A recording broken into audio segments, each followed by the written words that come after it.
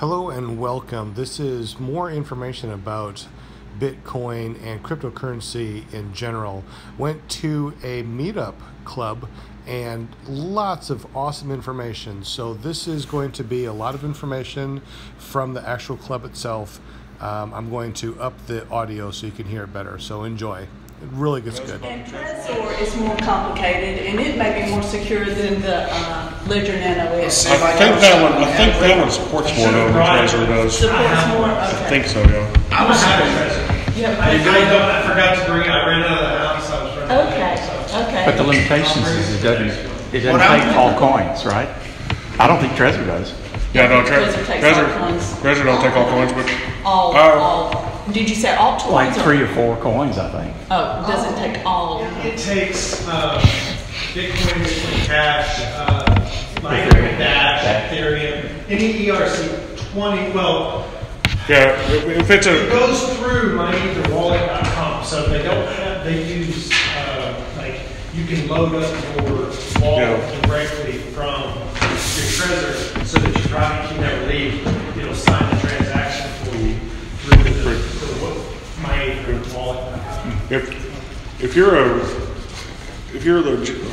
from what I understand, if you're an Ethereum wallet and it's an ERC20 token, it's going to take it. There might not in your wallet. There might not be a way to access it, but if you get into My Ether wallet or something way to to access it, then you're fine. But it will actually hold it because I was using Exodus, and there's not a way to. There's several ERC20 tokens on there. I can go in there and trade and stuff, but there's not. And I was using that, and I did some transactions on that, not realizing this token wasn't supported. So I just took the file and dropped it into My Ether wallet, and it was right there, and just pulled them out and did what I wanted to with them. So. Being an ERC20 token, it should, because of the way Ethereum set up, but it reads it as that, so.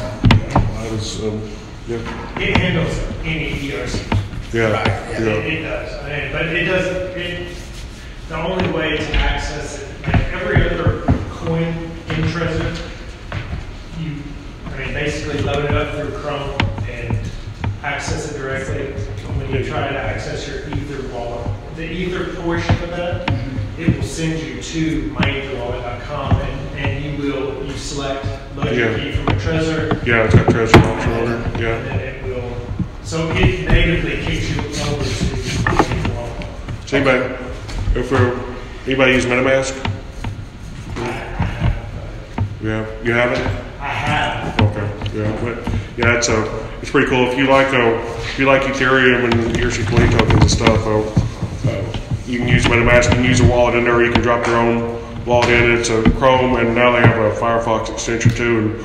And these D apps, it's on the web now.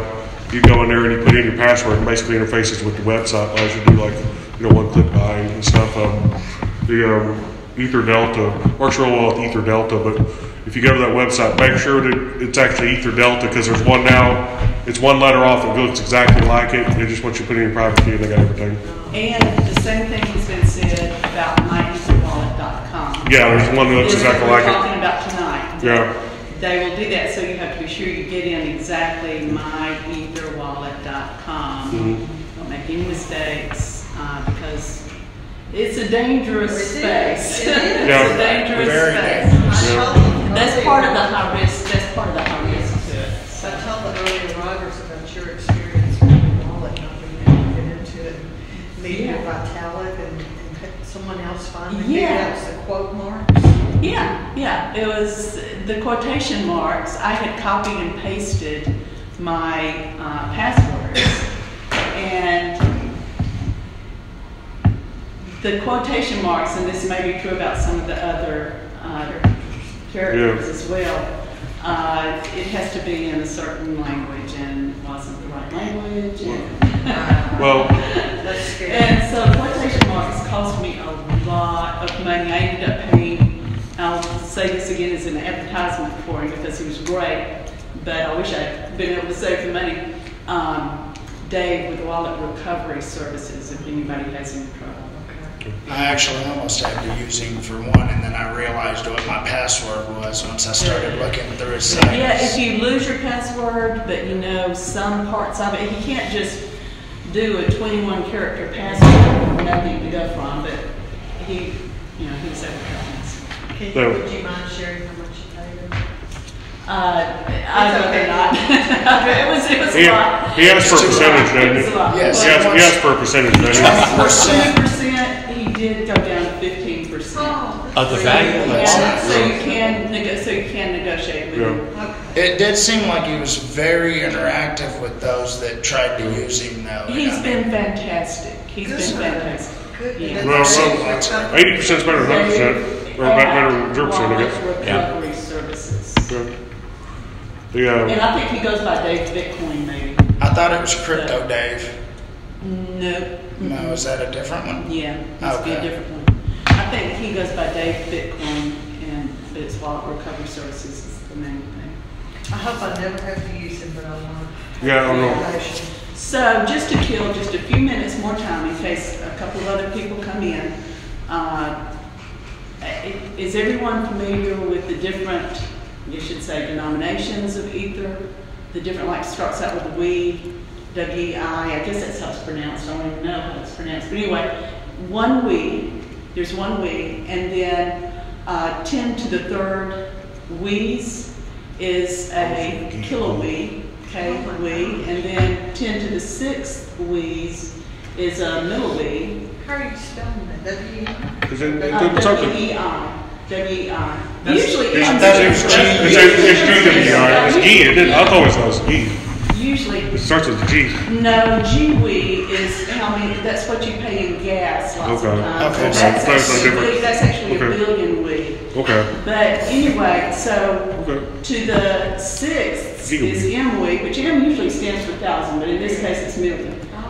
Million WE, and then it goes to GWE, which is a billion WE, and then it goes to Sabo, which does anyone here know who Sabo was? S-Z-A-B-O. Anyway, he was a developer in the space and dealt a lot with smart contracts, and so they named this after him. You know, he's still around, but the next denomination is called Finney. It's 10 to the 15th WE. That last one, Sabo, is 10 to the 12th WE. Finney is 10 to the 15th WE, and that was named after, I can't think of his first name now, but anyway. Hal Finney. Hal Finney, yeah, he was a developer. He was a cryptographer. Yeah, he was a cryptographer, and I didn't know this, I remember hearing about this, somebody, I don't remember his first name, started with a D, something Satoshi Nakamoto that they thought was Satoshi, the Satoshi, and he kept saying, no, I'm not. Anyway, this Finney lived in the same town with him for 10 years. And Finney received the first Bitcoin from Satoshi. And so that made it real suspect. But also Finney denied that he was Satoshi. You know, so who knows who Satoshi was? I still think it could be the government. My conspiracy theory that I haven't heard anyone else say. But anyway, that's a little background. And then after the Satoshis at 10 to the 15th is Ether at 10 to the 18th. The reason I'm saying this is to show you that Ethereum could feasibly be worth a huge amount of money for one Ether, because you have all those denominations that you could take it down to for micropayments. Wow. You know, that goes down really far. Yeah, true. I mean, you think of our dollar, you know, it goes to 100, the penny. And the penny can't buy anything, you know, but that just tells you that Ethereum, and Bitcoin's the same way. It can go way, way up because it has all these denominations down, you know, Satoshi, and I don't know, but anyway, a bunch of them. How does everybody feel about the atomic swap that just happened? How do you think that's going to affect the space as a whole? I don't know. I have no idea. I did hear about it. I did read a headline, and that's it. I didn't go any further.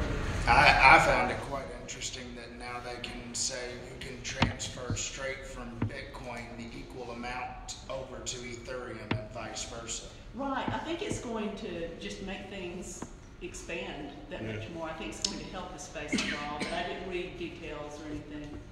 But I think it will help just expand. Speaking of new things, I'll just throw this last little bit in, going back to Finney. He was, let's see if I can think of what it was called. Is it cryopreserve? Is that it? Yes. Cryopreserve? Where they kept his body at a cool temperature. Very cold. Very cold Yeah. temperature. For possible future bringing back to life. So that's pretty interesting. Wasn't familiar with that. But anyway, okay. Did you see that Russia is coming out with a crypto rule? It's taxable. It's taxable at 13%. China is also. Oh. Yeah. Both of those are developing a national currency. I don't know if there's not really a whole lot of details about it right now. Some of them are saying they're going to run on their own chain, or try to. Some are going to try to use Ethereum as the base. Will run their own blockchains.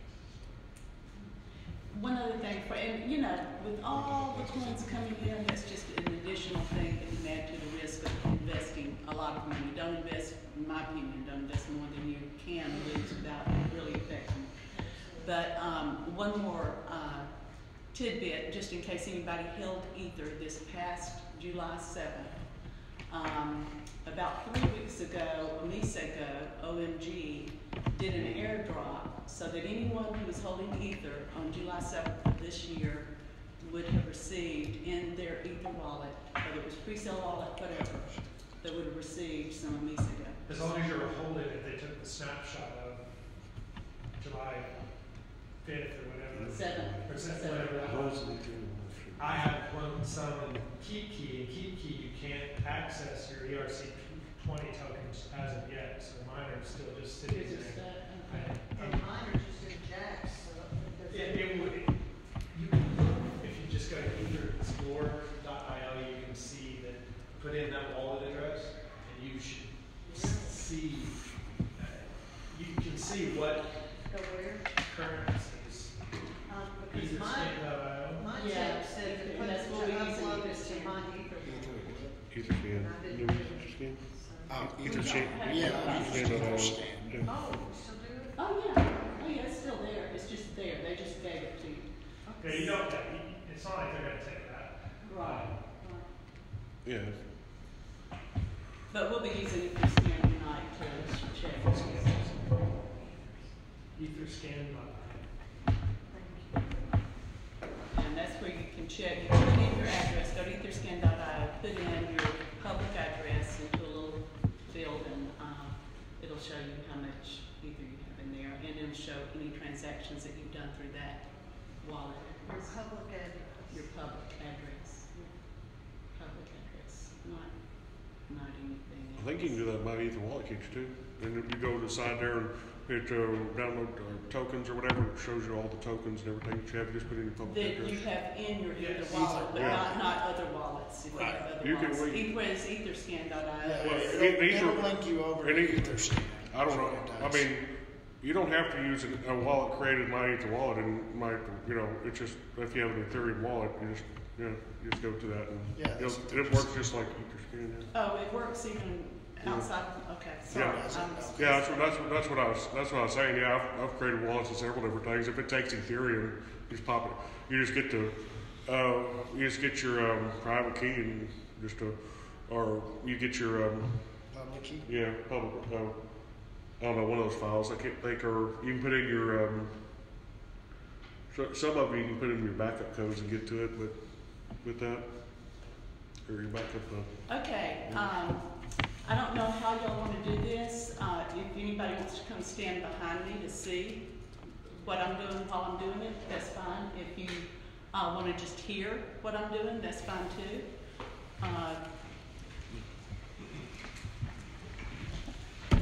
I should have told y'all before you got up. I'm going to do kind of an overview before I even start of what's going on here. First of all, let me give a disclaimer. I don't necessarily do everything the most secure way. I put in my private key instead of my key store file and a password. Yes. That's supposedly key store file and password is a little bit more secure. The reason I'm not tonight, and the reason I'm putting on these instructions, is because this is a wallet that I set up a while back that just had minuscule ether in it for demonstration purposes, and I lost the password, which is okay. But with the private key, I don't have to have the password to send a transaction.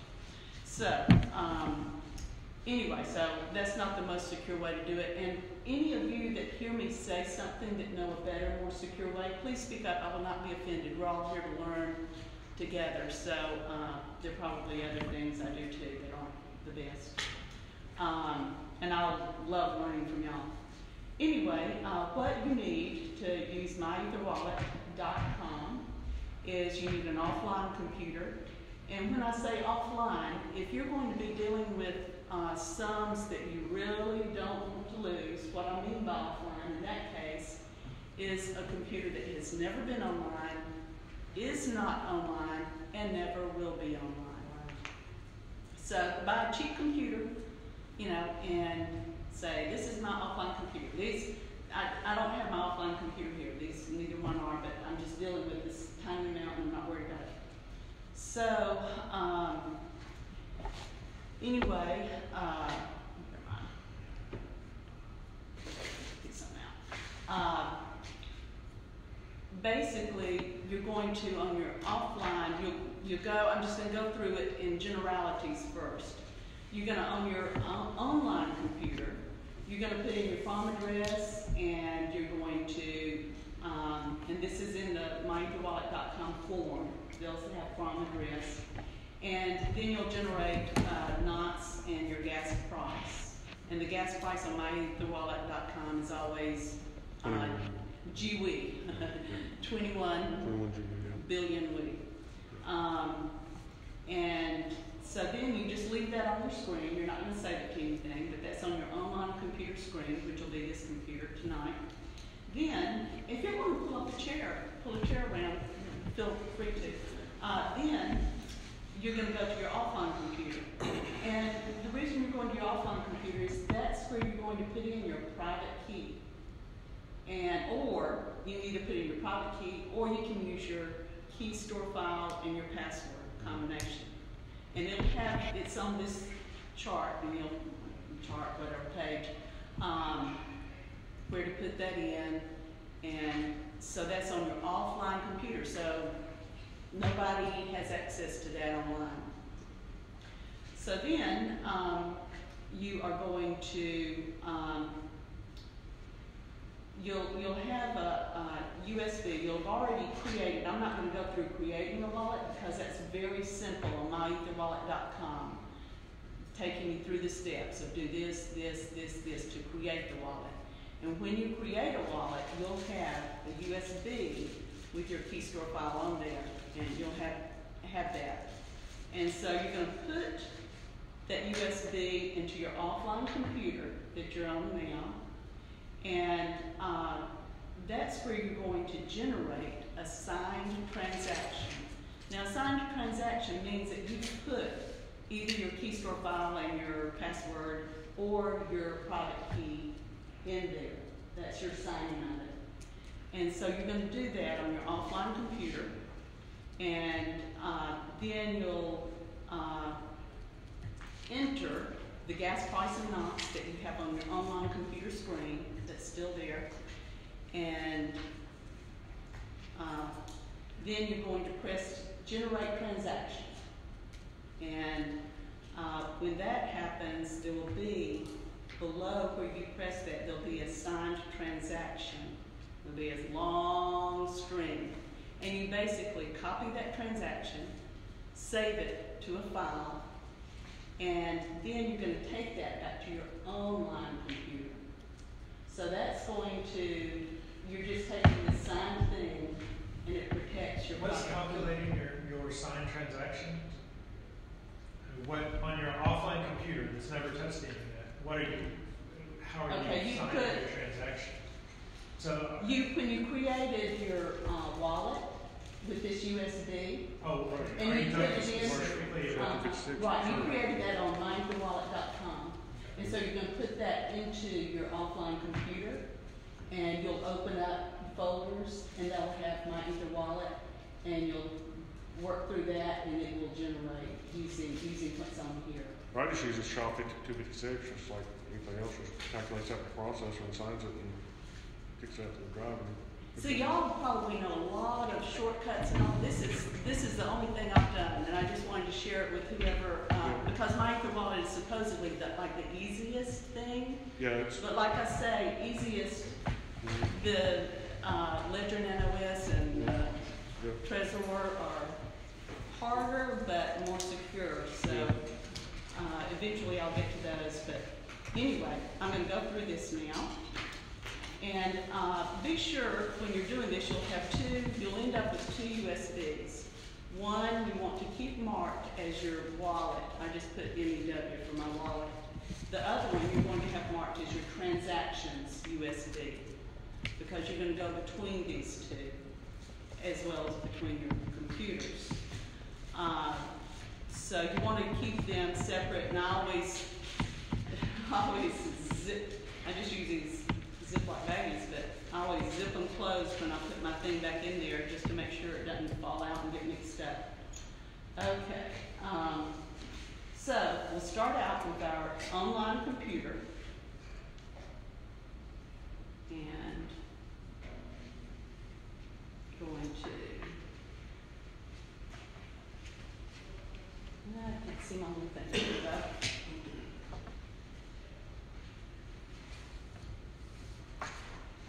Okay, starting off with my online computer, we're going to, we're on My Ether Wallet, we're going to click on Send Offline. So we want to do this offline. And then we're going to put in the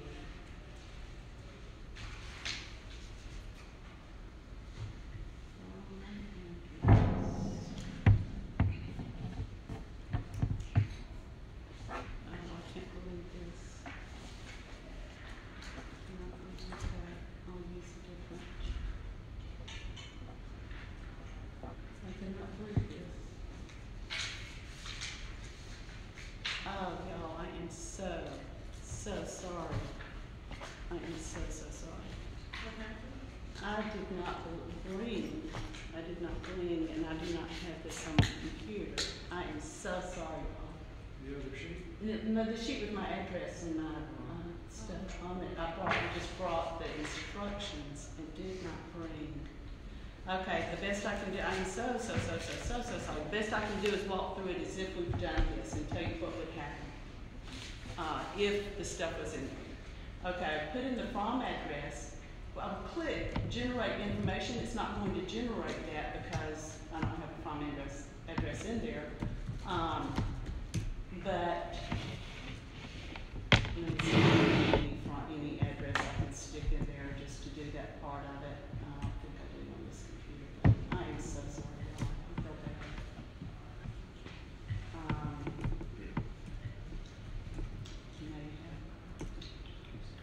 If you have a step-by-step example, I'd be happy to copy. Yeah, this would get y'all through it. If y'all put your own information in there, that's not gonna, okay, I'm not gonna have it. Okay, from address, if you have your address in there, and you click generate information, then it would come up, it would show your NOx, and it would show your gas price, which is always going to be 21 billion, or GW, or GW. Right here it says gas price, 21 GW. Right there, it shows that. But anyway, that's all that would show, and so that's on your online computer. So then, you're going to, I'm sorry, I was supposed to stick that in there. I stuck it in the wrong one, that's not my online computer, sorry. Okay, then you're going to move to your offline computer, and you're going to plug in your wallet key store file that where you generated your wallet. You're going to plug that in, And I see that you have Macs, I'm sorry, but I see that you have Macs. You think Macs are more secure than the PCs? I do, but that's just the only reason I think that is because I've read it. Me too. Other people may know different. Security is secure. If you make your password, then it's not secure. You know, you just don't. You know, you gotta use sense. Don't use dictionary words and password. Don't use use capital, lowercase, uppercase, numbers, symbols, everything. You know, passwords and all. I mean, the biggest problem people have is knowing what you're clicking on, knowing what you're opening, knowing what you're putting on your computer. Because if you're opening signed, I mean, it'll say it's a digital certificate by Microsoft, signed by whoever you're putting on. Know who makes the software that you're putting on, or that it's come from a reputable source. Because those are the biggest things that people are going to. You're going to download something, and that's going to lock your computer. Most people are less secure with their thing. They're not going to break into your computer just by brute forcing a Mac or a PC. I mean, you're going to have to be vulnerable somewhere, because neither of them are inherently insecure. It's us that are insecure. You just got to up your security practice. Which is exactly why you can get a cheap computer that you just keep offline. Yeah. You know, for storing offline stuff. And there's stuff that you have to worry about. I mean, you've got to worry about if you're trying to create an air gap, because that's what you're doing. Right. You're creating an air gap between online and offline. You have to be careful about that USB stick that you put in there, because if there are programs that as soon as you put a USB stick in there, will copy itself. Now, Windows 10 can't do it. So, I mean, if you're running like XP up until XP, it's horrible. It would automatically run a program if you inserted it into your start an auto. Which would be another good reason to use a Trezor or an Yes. I mean, I would. The Trezor is great. I haven't tried the Nano at all. Maybe It's you should secure. do this, maybe you can do I'll bring it next time, and I will walk through. I don't mind. That'd be fantastic. What's your name? Chris Howard. I got a question. I think it's Chris was getting at. If you've never been online with your offline computer, then what are you using to sign the transaction? I mean, you're not going to kick out my Ether wallet to sign or to create the offline transaction. How do you create it? It's when you create your USB that has, when you create your Ether wallet, my Ether wallet, it's on that USB. Creating it. Okay. And that will do it. You go through it. Okay, so basically brings up, so you don't have to actually go to the website then to. Right. Okay. Right. You stay off. Okay. Okay. USB basically makes a program that goes to your offline. Yes. Yeah. Okay. So, generate information. So, this would give you your knots and your price, your gas price. So, move to our offline computer, because this is where we're going to generate our transaction. This is where we're going to put in our private key or our keystroke file and password. So, plug in your USB, and then we're going to open the USB, which we did right here, and we're going to open, you will name your own files that are on your USB. Like I've got this folder named Ethereum. So I'm going to open it. My next one is an index folder. Open it, but you'll name what you want to name them. The next one I just left is dist, And so you open those files, and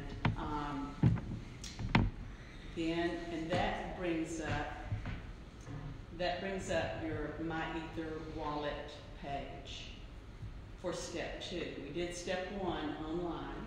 We're doing step 2 offline. And so that brings that up, and we're going to click on Send Offline. And we're going to enter a to address.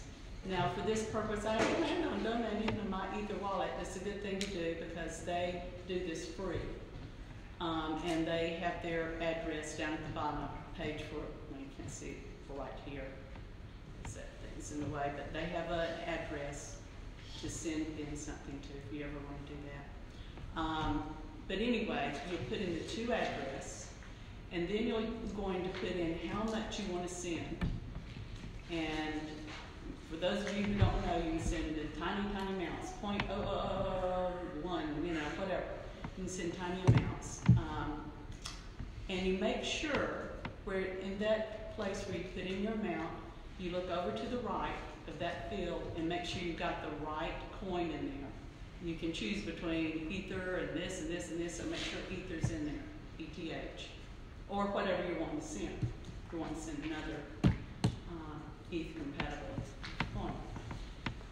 So then you're going to enter your gas price and your knots that are showing on your online computer page. You just left that. You didn't save it or anything. You just have it up there. And if I put in a from address, it would be showing right now.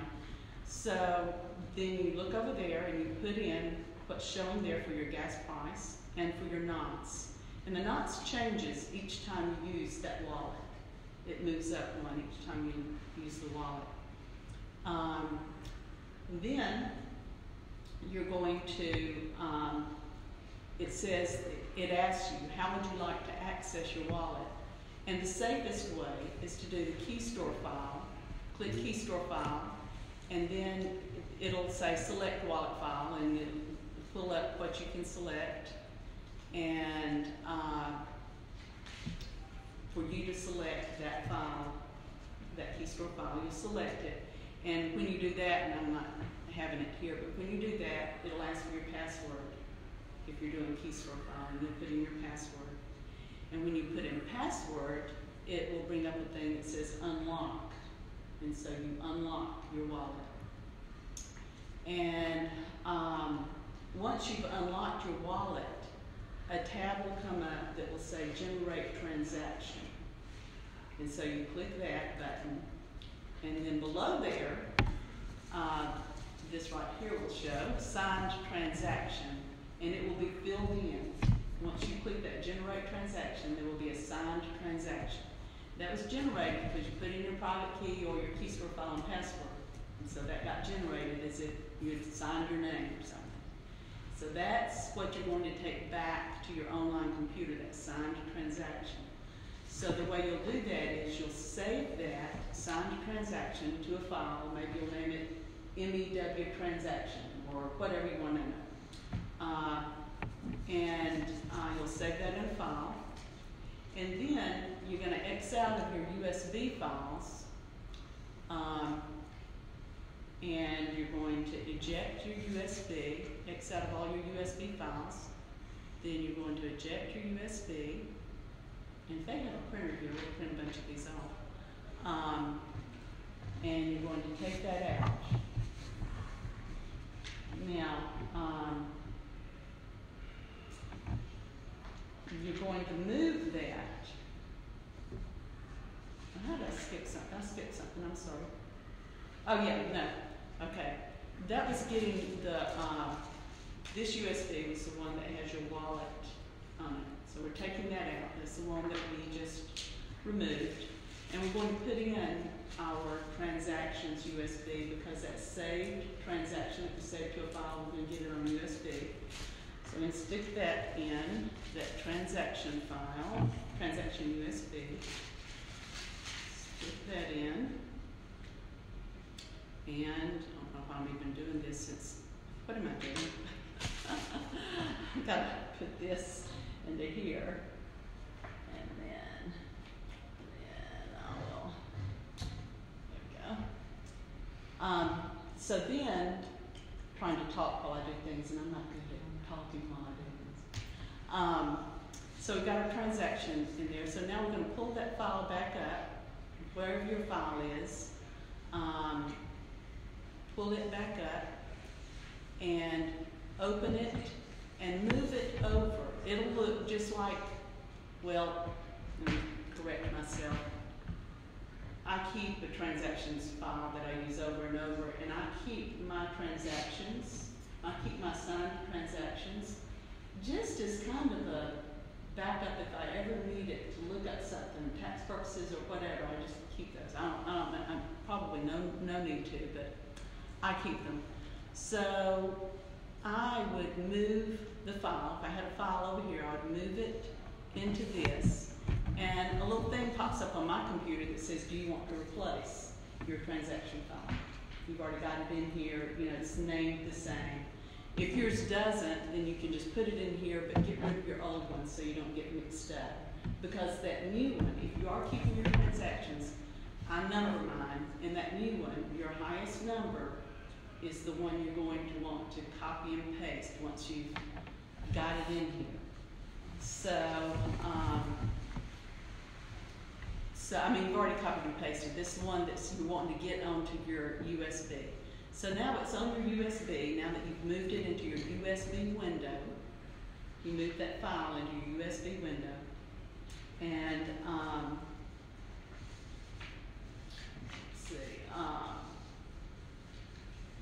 just want to make sure I'm not skipping telling or anything.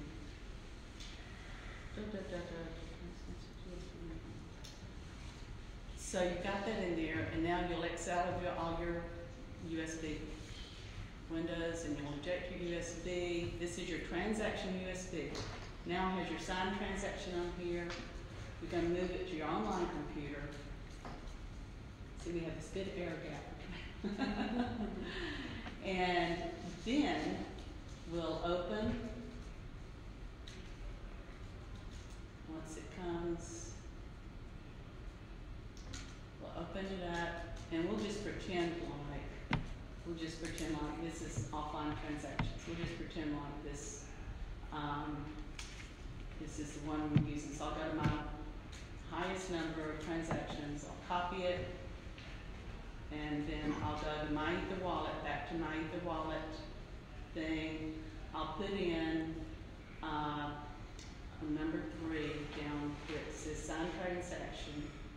I'll put that in there, and then I would send. You can send your transaction. And then you could go to etherscan.io and look at the address that you sent it to and see if your transaction went through. Make sure that it went through.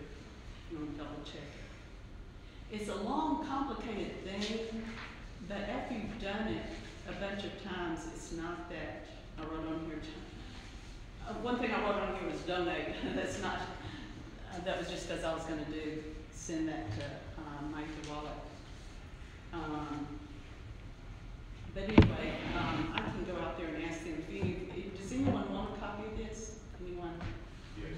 Okay, raise your hand if you do. 1, 2, 4, 5, 6, 7, 8. 7. Oh, okay. All right, I'll go real quick and ask, and I'll be glad to pay them if they'll do it. I just don't know if they'll do it. I'll be right back. Y'all fill me in on anything that comes up valuable. That's what I was saying earlier, though. I've had Ethereum wallets and several different, interfaces and all that stuff. If you have the private key for it, my Ether wallet will open it up, and you can put tokens. And from my experience, you can ERC20 token as long as you have the private key or the key store file or something like that for that wallet. You can go to my Ether wallet and access it, even if that wallet, even if the wallet software you're using. Like I use Exodus, but in Exodus I can go in and I can there's some you have to go online. There's some hidden ways to do it, but yeah, I can go in and I can get my key store file for my Ether or for the Ether wallet in there, and I can go to my Ether wallet, and even though I couldn't see the ERC20 tokens in that wallet, I could drop it into my Ether wallet, see them, access them, move them, transfer them somewhere else or wherever I wanted to do. So. That's what I was saying, because just have to be very careful with the private keys. Private keys are like giving somebody not only your bank account number, but signing privileges on your bank account. If you don't trust anybody enough to give that, never give your private keys. Yeah. Never. It's like somebody through Slack, you know, if you pay attention to the ICOs, don't ever give your private key to anybody talking about ICOs or anything like that. Even if they say we're upgrading token or we're upgrading anything, nobody should ever, ever, ever ask for your private key. That is number one. I mean, if you're in this space right now, that is the very first rule of everything. Your private key is like beating heart of every dollar that you invest. It is literally the keys. If somebody has your private key, I can send money anywhere. Yeah. Well, it's like, you know, it's like an offline wallet. You keep your large amount of funds in that, and then you can keep another wallet that, you know, you transfer from your offline wallet to your online wallet. And you want to, you know, want to have something on your phone, you can do transactions with you, a small amount in there. You just go to your offline wallet in your home wallet, you can work money, whatever. You know, I keep a, you know, you can have multiple wallets, whatever you want to have, you know. So, hey, I'm Ilya. I'm very new to Bitcoin, and basically I was trying to wrap my head around what she was doing, and I'm kind of getting the idea that she was creating a separate transaction on an offline computer that basically marks, hey, this transaction was made for this person, because I'm kind of confused, like, exactly why should we need to copy a transaction to an offline computer? For security. For security. It was a security measure that she was taking to, I mean, for whatever reason. You can keep paper wallets. If you want to write down your private key, you can keep wallets however you want to keep them. You know, so just the idea of keeping the private keys more secure. Offline. Okay. Yeah. I understand. The more private you can keep it, the better. Okay. Cool. Yeah, if you go to my wallet, like go to view your wallet there, like you upload the key store file, or you know you have the key store file there, you can actually print out a paper wallet online, and and it's got the things from a sequence of it's just a sequence of numbers and all it is. An identifier. And when you go to create this, there'll be a place, print. If you want to, you can print out your paper wallet if you want to, and it'll have your information on there. And I would take and store that in a USB key and maybe print out paper, put it in a safety deposit box or something, you know. If you get down to needing paper, you need, you know, put it in a safety deposit box or something. Don't ever take pictures. Don't take pictures of it. Passwords. Yeah. Especially on your phone. Yeah, especially like screen. Phones are more. Because they automatically upload. Yeah, phones automatically upload. Different accounts. Don't email stuff. The security standard is like I've used both KeepKey and Trezor, and they have a varying number of passwords, several different random just words, brown, cow. I don't think it's like 12 words or something. Yeah. Random words. Yeah. And like that's what can generate your private key from these 24 different words or 12 different words. So if you take a picture of that and it gets uploaded to Dropbox, gets hacked. Somebody with the algorithms that they have today with sensing, you know, they can tell it's in a picture and they can see, 24 words, this may be a password. They can run through image processors and pick that up. I'm super paranoid. I am very safe with everything. I get very paranoid about sending transactions. I'm one of the ones that I will sit and read every single letter of that address before I click send. Because once you click send, there's no coming back. Once you sign that transaction and put it out there, you can't call Visa and say, sorry, I sent this to the wrong person. That's why it's so important to understand about the security and there are a lot of mistakes that can be made along the way. And they can be costly. They can. And speaking of that, just to go through, just to get it in your mind, when you're putting in your prom address, your private keys when you're wanting to unlock your wallet. Okay, if you put in the wrong prom address and say it's somebody's address, that would be a mistake. And you know, it wouldn't be, you wouldn't have lost a lot. Hopefully you wouldn't have taken much of anything from them. Hopefully it wouldn't be an address if it wasn't wrong. But anyway, so that's not the end of the world if it just doesn't work or whatever. The from address isn't the end of the world.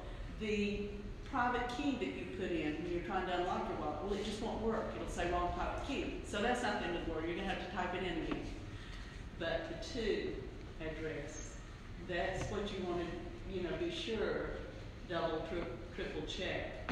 And along the lines of being careful with things, if you write down, say you write down your private key on paper, which is a better idea than to keep it in a file on your computer. It's just one more, you don't want any more on your computer than you have to have.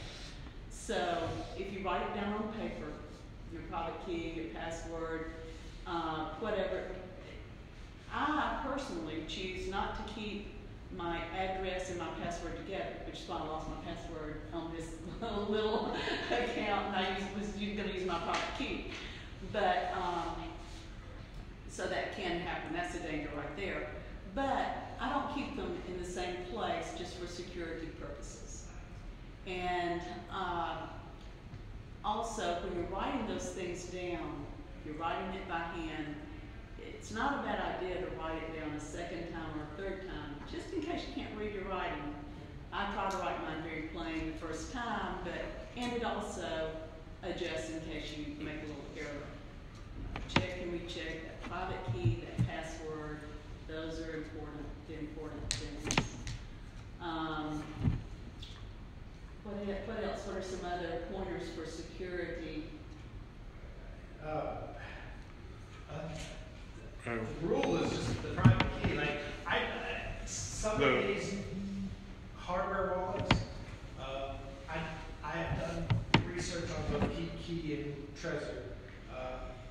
Most of them keep the private keys right, like on it's own little USB device. The private key never comes off of that device. You never have to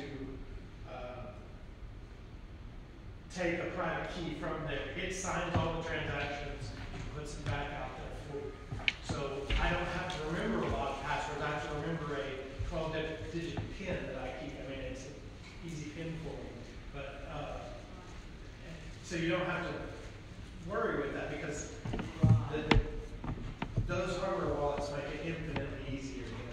Once you learn how to use the Ledger Nano OS, it's infinitely easier as far as not having to go through a whole long process. Yes. Yeah, if you're going to do offline, I can send a transaction in. And this is easier than the Trezor. Whether or not do you think the Trezor is more secure than the Ledger Nano OS? They're all pretty much based on the same technology. Okay. This is supposedly easier to use than Trezor, but it's harder to use than my. I don't. Easy and hard depends on your skill with. Well, I mean, easy for me. I'm talking no skill. I'm talking I need all these directions. Well, most of them work by just pressing a button. I mean, it'll say confirm this. It walks you through it. So even my mom, I've got her going on it. If my mom uses a Trezor, then people can use it. Just about anybody can use it. Great. I'm looking forward to you demonstrating that. I will bring it next time. You can't believe Where are some message me reputable places that we can get these hardware keys? Best Buy. Amazon. Now, you do. I got my Trezor directly from that company, and it comes like very secure. You peel it off, and you can tell if it's been tampered with. It's sealed, so it was sealed from the factory. Trezor is one of the ones I was impressed. They put their entire design out there. It's open source. The software, even the hardware. If you have electrical engineering skills, you can take the transistors and make a Trezor of your own. So it's just, I was impressed. But he works too. Always best use open source. But I have not tried that yet. I was going to get one. I've been thinking about buying some. A Ledger Nano OS? Just several, just to let people know, because there's not a lot of, I don't believe everybody's reviews, so I get them and try them myself. Right. Yeah, so if you will message me on the meetup site, okay, or I'll message you on the meetup site, or I'll message you on the meetup site, I'll make sure we have the next one, the date that you can do it and, can demonstrate that, because I'd love to learn that too, if everybody else would. Because if that is just as or easier to use, then, certainly go with it. I mean, if you've got millions of dollars, maybe I might air gap a computer, but I mean, it's people that have a lot more money than I do keep theirs a lot less secure than I do, and they're not getting hacked. So. Well, I actually read that Trezor was more secure than MicroWallet, even the offline MicroWallet, and I don't know why that would be. Well, your USB keys are encrypted. Somebody gets that, and that's what I was going to say. I would one thing you could do is encrypt your USB keys. Put file encryption on those, where you have a password to unlock those USB keys, or at least the one with the private key on anyway. That's, unless you want to get deep into crypto, you can go down that rabbit hole. Yeah.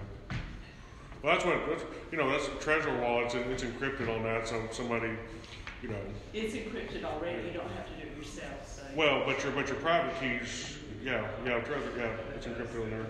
So Trezor, are you saying that if you encrypted your USB, are you saying that it would be just as secure as Trezor? Because if somebody stole that USB key, then they got your private key. So, you use BitLocker, like Windows BitLocker. You just you reformat that as and there was one out there that I used to use, and actually says use BitLocker now because I don't think so they found some security flaws in it. We use that, and they're basically that's a password protected file. Then it's password protected, and you have to have that password to unlock it. But that's Okay. Just for anybody, I don't know what level each person is at. I'm a good one to teach total beginners because I'm really a beginner. I'm not a technology person at all. I've just had to learn these things in order to use it, and I've just forced myself. But for those of you who are super new, if you're not talking about a lot of money, it's fine just to have a wallet on Coinbase or one of the other exchanges and do stuff on there and learn and except for the start transaction off like that. fees on Coinbase. Yeah, they have their transaction fees. But I heard using GDAX is actually a lot cheaper than using Coinbase wallets. It is. GDAX is way cheaper. Yeah, I use like Coinbase twice, and I'm like, I just went to GDAX because Coinbase links in with GDAX. Anything over there, you can just pull right over into that, and it's like 0.2%. But GDAX is not a percentage. It's makers pay, takers. Yeah. Or takers pay, makers don't pay anything. Yeah. So, but unless you're a stock trader, it's intimidating. I looked at GDAX the very first time. Coinbase is simpler. Yeah, Coinbase is simpler. Yeah. Like, I didn't realize I'm going to have to be a day trader to understand it. No, it's easy. It really is easy. If you want to buy, just click on. If you want to buy, just click on the bottom red one there. If you want to sell, click on the top red one. Once you learn it, it's a little easier. Yeah, once you start learning it, it's a little easier. You can make your own. See, I started learning exchanges using Bitter, BTER, and this was about a year ago when prices were still low. I was just kind of messing around with it. I knew I had a little bit, but that's kind of how I learned to understand how to buy, sell, and trade through actual exchanges, was just play around with real small amounts. Exactly, that's what everybody about $2-3, and you can learn it, and that $2-3 can make you $100 overnight. Yeah. Well, there may be a minimum on Coinbase. Yeah. I think there is a minimum. I think 0.01 ETH was the smallest amount. Yeah. If you want to. Do you remember from last meeting, the guy down at the end said that he lost on Coinbase, so they did him out of something? Yeah, and you hear about that, about different exchanges from time to time on Reddit. You'll read that somebody said, couldn't, and we had a horrible time getting money off of Kraken. We finally got it all, but it was horrible dealing with them. Finally, it worked out, you know. But anyway, I'm just saying that you hear different things about different ones, and it's kind of, I guess we have to be somewhat understanding because this is relatively new to them too. When I say that, it might not be new just having their exchange up, but maybe crowds, or you know, when there's a sale, you know, an ICO, when there's an ICO, and all of a sudden they've got all this traffic, and it's hard for them to handle, and so they're kind of, you know, they're learning and stuff too. But is anyone using Gemini? No, but I've looked at it and a little bit. I'm still trying to figure it out and do more research on it, but it seems to be pretty decent. I'll try. Gemini is good. Gemini, we used Kraken, Gemini, and GDAX. We used I tried to transfer Do you $50,000 use a- worth of Ethereum. Stay off You still of use Kraken BTER though. since you had the problems? No, I still have the account, but I don't have anything in it right now. Well, that's everybody says. Don't leave any money into your exchanges because your exchanges are, you know, a lot of them are, you know, you don't know the private key, you don't know anything about the wallet. It's just on there. You know, I'll buy, you know, leave it on there while you're actually trading or whatever, and then take and move that off to a wallet. Right, that's Yeah. a very good point. Very good point. You know, I mean, if you have $2 on there, you might not go to the trouble, but if you want to, just trade, move off, move it back on, and that's good practice for you to keep in your mind about doing the transactions. It's just good practice for you at first, and until it gets ingrained in you. And but yeah, definitely if you have large amounts, don't keep it on the exchange. They do get hacked. Even the big ones get hacked, you know. So I don't know if Coinbase and GDAX have ever been hacked. Coinbase has not been. I didn't think so. Well, no, They did shut down right around the Bitcoin Cash fork though. Yes, they had a never flash crash. Yeah. Yeah, that flash crash. Yeah. But that wasn't Yeah. a hack. That was Right. just automatic trading. Right. But yeah, the thing about exchanges, I mean, there's a ton of exchanges out there. Some, and look, we have to get back in the mindset of buyer beware. Right. In fact, you have to know, you have to do your due diligence to Research. is a good, you know, that's what everybody goes to. I've used Kraken, they're different countries. They've gone up and down. I mean, there's several different exchanges out there. Just be careful. Do your Have you tried BitConnect yet? No, I have not. I've right now I don't have to buy a lot. I'm mining, so Right. I haven't bought in over a year, but I can still trade. As a miner, I got a question for you. When it comes to the Bitcoin platform, what do you think SegWit 2 is going to do to the whole Bitcoin community? To be honest, I don't care. I want consensus, one way or the other. It doesn't matter to me who splits and does this. I don't mind the arguments because the more arguments we have and it makes it through, then the stronger it is. I don't mind Bitcoin Cash coming on. Let anybody, you know, we're still figuring out the technology, and by some of the infighting just makes the platform Better. stronger and better. Now people are very passionate about it. So right It's now, like open source and something there's else, a lot of something drama like that. between developers. But to answer your question, I don't care. We'll come to a consensus. Right now, you know, Bitcoin Cash has been up and down. You know, it's seen somewhat, it will fill a niche somewhere, I'm sure. Just like Ethereum Classic will fill a niche somewhere. People are,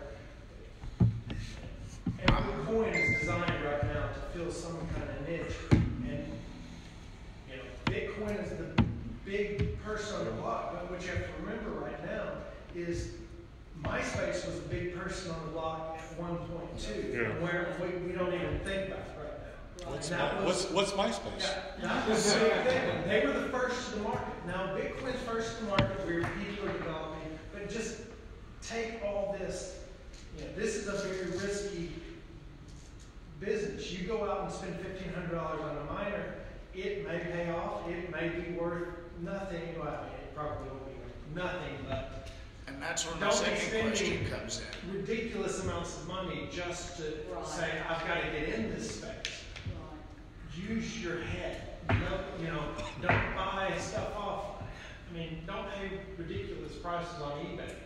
Go directly to the sources. You can buy candle miners; they release them all the time.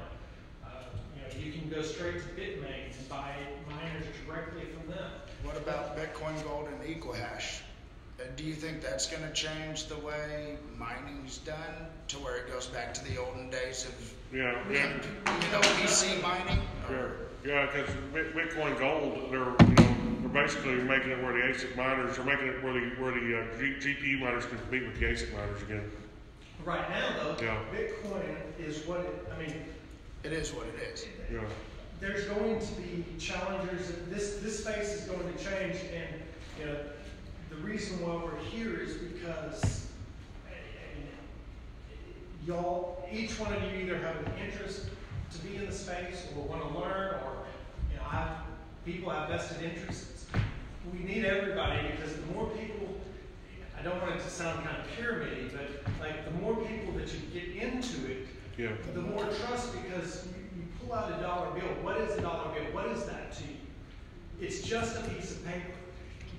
You trust it because you think that I can go out and spend this $1 somewhere else. That's all it is.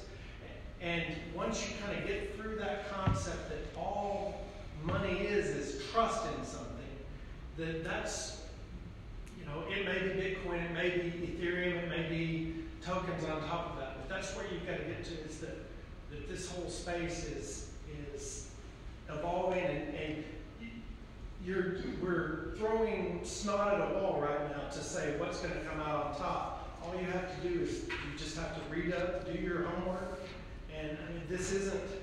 And it's not one top. This isn't. Well, I read about Bitcoin, and now I know about Bitcoin. This is you're investing time now. That you've got to do your research. This isn't. There's not a lot of space right now to get the cliff notes. I mean, there are some out there, but those cliff notes go out of date so quick. I mean, anytime you read something, take it with a grain of salt, because it may have changed 3 or 4 times since then. So not so much how you do things, how you utilize, but just as far as new coins. And I'm not saying that can't change how you do things, but for the most part, how you transact with the things stays the same. So once you learn how the underlying technology is there. Right, right. We all agree to a protocol. That's why it's trusted. That protocol has the ability to change itself, and that's what these infights are. Is we're fighting over directing the protocol. But we all agree to play by these games, and that's why it's important for it to get sorted out. Is because we all handshake, and these are the rules we're all going to play by, and we're just trying to make the rules it's designed to kind of make the rules as you go to adapt. And speaking of, as far as the U.S. dollar goes, I know we were saying, be very careful, don't put in more than you can afford to lose, and I wouldn't want anyone to lose money that they really couldn't afford to lose, that's for sure. On the flip side of it, I don't feel real comfortable about having my savings all in USD. Right. So I'm just saying it's not like, oh, this is a safe place. Yeah, I mean, properties and right. And also, I would feel bad if someone thought, oh, I was going to invest $1,000 and everybody made me so scared I didn't, and now I could have $100,000. I don't want anybody to feel that way. But you just have to know what's right for you. Basically, I used to think, I'm not a gambler, but I used to think, well, I only want to put in money that I would gamble if I was going to Las Vegas to gamble. But now I don't really feel that way. I do see it as a high risk investment. Oh yeah. But still as something that I would put more into than what I'd be willing to gamble if I was going to Vegas. So that's where I am personally, but each person has to know what's right for them in I was their gonna particular say, situation. crypto being kind of as new as it is to a lot of people, it kind of is almost like gambling because people are trying to experiment with new ways to create it and earn it and make it, and so you don't know which ones are going to take off and which ones are going to fail. So any little thing you do, no matter how much you research it, it's still technically a gamble. Yeah, If enough people don't pick up on it, it can be the best idea in the world, but it'll still fail. It is. The only thing I would say to be very, very, very cautious about is just a new ICO that you read what it's supposed to do and sound like, oh, great, that would be great if it would do that. I think you do need to get into the space and read enough to know who the well-respected leaders are and the people who know what they're doing.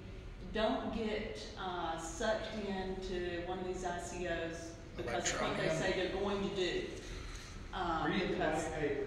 Yeah. Is it? Yeah. But If they read that white paper. If they don't have a white paper, They could have copied and pasted it and stuck it on a white paper. Yeah. So you Yeah. really need to be very, very careful with all the ICOs that are popping up. At that point, you have to know who the developers are too. Well, that's what I'm talking about. Because That's what I'm talking about. if you don't know who the developers are, and they don't have at least some kind of pedigree, I mean, you're going to see Stanford, you're going to see, right now, the big players come from the big schools.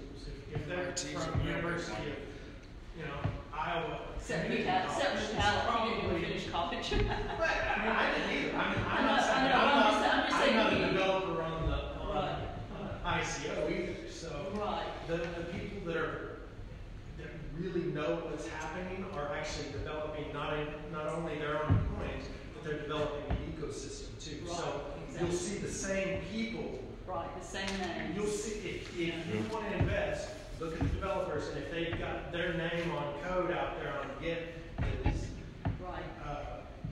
contributing to Ether, then they're probably I'll get your opinion on this. They're what's his name? I can't think of the guy's name. EOS, the guy that they're using his name. He's a real EOS, one of the, it's a similar to Ethereum, and it's supposed to be faster, bigger, better, a guy that's associated with it, a developer, had done some really good things with color coins. I can't even think of what all he worked in. I've told y'all about him before. I've told y'all about this before, some of him. He's just done a whole lot in the space. But a lot of people are saying, that EOS is basically using his name, and that so I don't know, but still, at least it does have a big name, reputable person attached to it. And then Ethereum is very well established. Omisego is connected with Ethereum. Bitcoin, of course. And I think I agree with you that Bitcoin Cash and Ethereum Classic, I think they'll have some kind of niche. How far they'll go, I don't know, but we just don't know. But anyway, just be careful of all these ICOs springing up. Yeah, definitely. Yeah. One of the questions that a lot of people ask too is like, what's the purpose of Bitcoin? What's the purpose of cryptocurrency? So I guess the question I'm asking, why would anybody want to get into this in the first place? What is cryptocurrency? What is Bitcoin? Why would you use it? Privacy, security. It's a lot more secure than your money, which is held in a bank. Especially if you transact with that online. If they get into anyway, it's a lot more secure. Decentralization. The decentralization is really neat, just because there's not one. Like, I don't know if you were at the meeting where I compared it to Facebook. This is my first meeting here. Oh, okay. Mark Zuckerberg has all your information on Facebook. He can access it, see everything about you.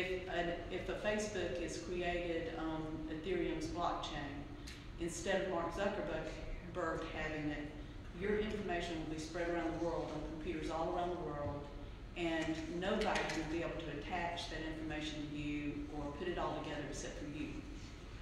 And the same is true.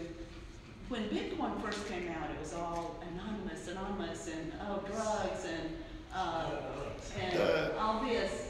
But in my opinion, technology, if you can make it anonymous, which there are things now that you can do that make it a lot more secretive, anonymous. There are things you can utilize, right? But to me, if you can make it that way, somebody can figure a way to get in. Yeah, get in. Yeah. So, There's coins developed just for that. Zcash is built on ZK Snarks, which is right, but I'm just making the point. I bet somebody will figure out how to access that information, just like they figured out how to. All this can be rendered completely powerless when quantum computers get up to, what is it, 200 qubits, that they can start breaking encryption, current encryption. But I mean, it's the best we have right now. Exactly. We're not programming for 300 years in the future. We're doing it right now, and this platform can evolve. But also speed and cost. If someone works here in the United States and they're sending money home to Africa, they may pay 30%. I never knew this until I got into cryptocurrencies. They may pay up to 30% of what they're sending to get it sent. They can send it via Bitcoin or Ethereum or some other means for pennies or maybe $1. Yeah, for basically the mining charge. Yeah, just tiny amounts. So the cost and the speed, it can get there like that. Whereas a wire transfer may take 2 or 3 days if you're sending it, depending on where it's going and all. So that right there alone, when you're talking about large sums of money and stuff, so somebody makes dollars here and they want to send it to Africa. So they put their dollars into Bitcoin. Right. Then they transfer the Bitcoin to their family in Africa. And then in turn, they take out the money from Bitcoin, turn it back into their money. Their currency. Yeah. There's another way of doing it. There are a lot of countries out there, especially over in Europe and other places in the world, that will let you do direct business with Bitcoin. If you look at, I want to say it's called Stack. It's one that's coming out with an ICO. They're based out of Europe. They are creating a coin that basically covers all the transaction fees done through their platform. And they have teamed up with MasterCard and have over, I think they said 50,000 retailers in the UK that will accept this MasterCard debit card which that is a has Bitcoin straight cryptocurrency. Right. So things like that, and also a MisaGo, it's kind of an exchange, and you put Bitcoin in, and the receiver that also has to have a MisaGo accessibility, they can receive it in whatever they want to receive it in. If they want to receive it in USD, Japanese yen, if they want to receive it in Ether. And then you have apps like Apple right now that's in beta that can, like, somebody can text me right now and say that the app facilitates local, like I'm going to Austria in the fall. I've got Bitcoin on here. I'm going to try out the app in Austria and see if I can get local currency, because someone will trade what I have. They trust Bitcoin. They'll give me their local denomination, and I will transfer them through the app whatever the exchange rate at that time. Are you talking about local Bitcoins? Well, I mean, no, like I would have like Vienna. What is Austria? Euros. Euro. They all use euros. So no, I was just talking about like going through localbitcoin.com, or is this a? No, I have Bitcoin. I mean, I have Bitcoin in a wallet, and so I'm going to go over here and use this app, and it's a peer-to-peer app where I can say, it basically matches somebody that says, because right now someone can message me and say, hey, I want $20 of Bitcoin. Right. Meet up, you give me $20 cash, I'll give you $20 of Bitcoin. And this is and that will actually save on the transaction fees through exchanges and stuff too in the long run. Yeah, what is that app called? I've seen something like that. Like you could. Agora. It's still in beta right now, so they haven't even started advertising. Well, there's another. It's a peer-to-peer too, and you can you can pay with an Amazon, you can pay with anything, Amazon card, whatever, and the person doing the exchanging chooses a transaction fee, like a, you know, like a, you do an exchange, like a, basically it pulls the rate directly off the exchange, like off an exchange there, so, and like, you can take an Apple iTunes card if you want to. You know, you're doing the exchange, and that the amount you choose the amount, you know, for the transaction fee. You know, so. But it's all growing so fast that Bill Gates said there's no stopping it now. I know. John McAfee's. Did anybody hear about John McAfee's little bet he put out there to? I think it was Roger Ver. Might have been Roger Ver. He also said there's a lot of people that say a lot of crazy things about this. Oh, yeah. That's why I said, I mean, there's people that are betting it's going to be $1 million in 10 years. I don't know. I'm a long. When did you get it? When did you first hear about it? I've researched it for about a year before I even started purchasing it, and I purchased it first time 2 years ago, and I've been mining for about a year now. See, I was just wondering because I can honestly say the first time I heard about it was back in 2003, and that was before Bitcoin was ever even it's been around a long time. Yeah. They were still in the process of technically trying to figure out how to make the Bitcoin. Yeah, It was back in 03, and this guy told me, he said, the only thing I can tell you about this, it's not worth anything. Yeah. He said, but give it 5-10 years. The way computer technology is advancing, nobody's going to use paper cash. It's all going to go electronic. Yeah. Well, if you stayed so far, you've learned a lot.